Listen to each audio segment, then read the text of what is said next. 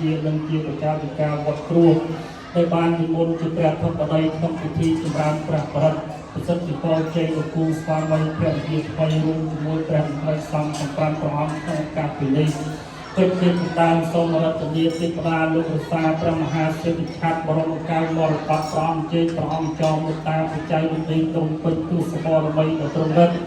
តែព្រះអង្គថែរក្សានៅវត្តជាថាបំហៅវត្តគ្រួសូមស្ដេចជាប្រោះព្រំពរជ័យសរិទ្ធកម្មការនិងលោកពុទ្ធលោកម្ដាយទាំងសងខាងបានទៅធំពិសេសគូស្វាមី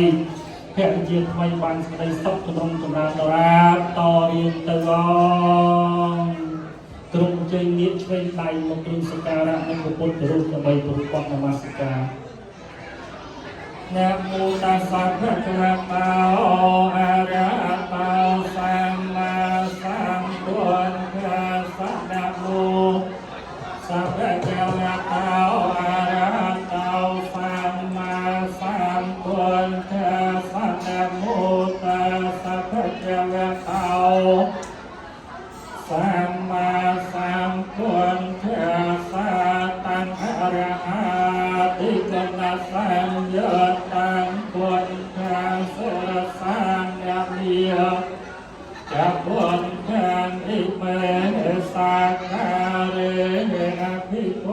จยิมิตังสวากขาตาทิกุณสังย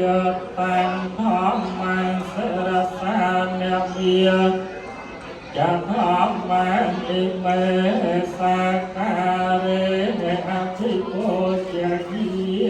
มิตังสุปเดปันนาทิกุณสังยสังฆังสรสังฆะมิยเมตังจะสังฆังอิเมสักการะภิโภจ